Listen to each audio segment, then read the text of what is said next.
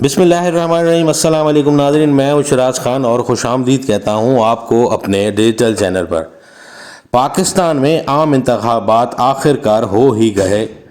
آپ نے دیکھا کہ کتنی اس پر کوششیں کی گئیں کہ انتخابات وقت پر نہ ہوں، لیکن آخر کار سپریم کورٹ کے حکم کے ساتھ عام انتخابات 2024 8 فروری کو ہو گئے۔ عام انتخابات 2024 پاکستان کی تاریخ کے مہنگے ترین انتخابات ثابت ہوئے۔ ہر پول کیے گئے ووٹ پر اوسطاً 2522 روپے خرچ ہوئے۔ قومی اور صوبائی اسمبلیوں کے انتخابات پر 1,52,65,91,50,000 روپے خرچ ہوئے۔ قومی اور صوبائی اسمبلی کے امیدواروں نے انتخابی مہم میں 1,03,95,20,00,000 روپے خرچ کیے۔ الیکشن کمیشن نے عام انتخابات 2024 پر 48 ارب روپے خرچ کیے۔ قومی انتخابات پر اخراجات کا مجموعی تخمینہ 1,52,65,91,00,000 روپے ہے۔ انتخابات میں 6,05,08,212 ووٹ ڈالے گئے۔ قومی اسمبلی کے 5,254 امیدواروں کو 1 کروڑ فی کس انتخابی اخراجات کی اجازت تھی۔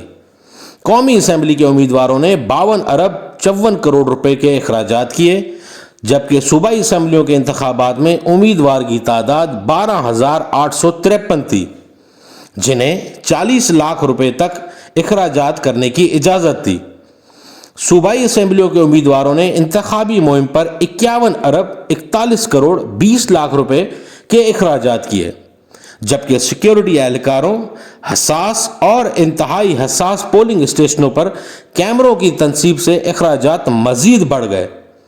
اکثر امیدوار 50% اخراجات پولنگ کے دن ٹرانسپورٹ، پولنگ ایجنٹس کے کھانے پینے اور دیگر امور پر خرچ کیے گئے۔ درآمد شدہ واٹر مارک پیپر، اسٹیشنری کی اشیاء، انتخابی دستاویزات، بیلٹ پیپرز اور لفافوں کی چھپائی پر الیکشن کمیشن نے خطیر رقم خرچ کی۔ انتخابی اہلکاروں کی تربیت اور الیکشن کے دن معاوضوں کی ادائیگی پر بھی الیکشن کمیشن کے بجٹ سے رقم خرچ کی گئی۔ حلقہ بندی، انتخابی فہرستوں اور نظر ثانی، انتخابی مواد، حفاظتی انتظامات اور ووٹرز آگاہی کی اشتہاری مہم پر بھی اربوں روپے خرچ ہوئے۔ الیکشن مینجمنٹ سسٹم تمام تر دعووں کے باوجود انٹرنیٹ کی بندش کے سبب نتائج نہ دے سکا۔ EMS کی تیاری، آزمائش، عملے کی تربیت، لیپ ٹاپ سمیت آلات کی خریداری بھی الیکشن کمیشن نے بھاری اخراجات ادا کر لیے۔ ملک بھر سے کاغذات نامزدگی کی مد میں امیدواروں نے 65 کروڑ روپے دیے۔ قومی اور صوبائی اسمبلیوں کے امیدواروں نے مجموعی طور پر 65,57,40,000 روپے کی جمع رقم کرائی۔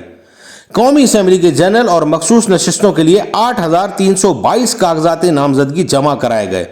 قومی اسمبلیوں کے امیدواروں نے قومی خزانے میں 24,96,60,000 روپے جمع کرائے، جبکہ صوبائی اسمبلیوں کی جنرل اور مخصوص نشستوں کے لیے 20,304 کاغذات نامزدگی جمع کرائے گئے۔